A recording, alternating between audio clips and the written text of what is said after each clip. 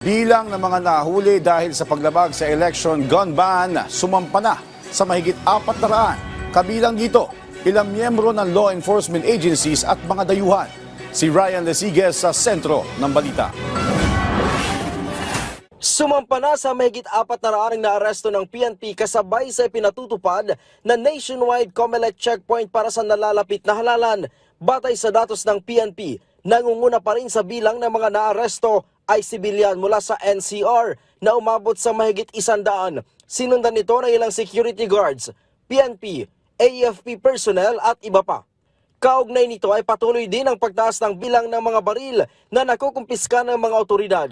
Sumampa na ito sa mahigit 400 na kinabibilangan ng iba't ibang kalibre ng armas. Nananatili naman sa 7 ang suspected election-related incidents. Samantala, naniniwala naman ng Quezon City Police District na napapanahon ng pag-aresto sa mataas na opisyal ng Communist Terrorist Group matapos na maaresto sa bisa ng warrant of arrest sa San Rafael, Bulacan.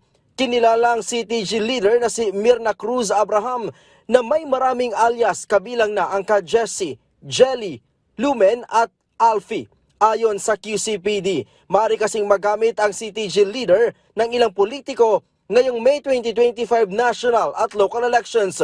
Inaresto si Cruz Abraham kaugnay sa kasong murder at frustrated murder sa ilang engkwentro sa Northern Luzon.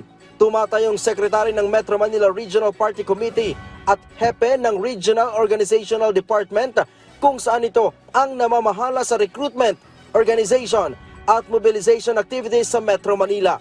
Nangunguna din si alias Lumen na hepe ng Regional Education Department na nagpapatupad ng CTG Education at Training Programs ng political at military.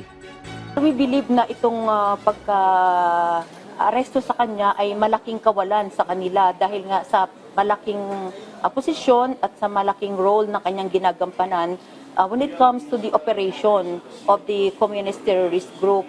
At dito ay hindi na rin siya makakapag in her capacity na mag-recruit. Mula dito sa Campo Crame, Ryan Lesigues para sa Pambansang TV sa Bagong Pilipinas.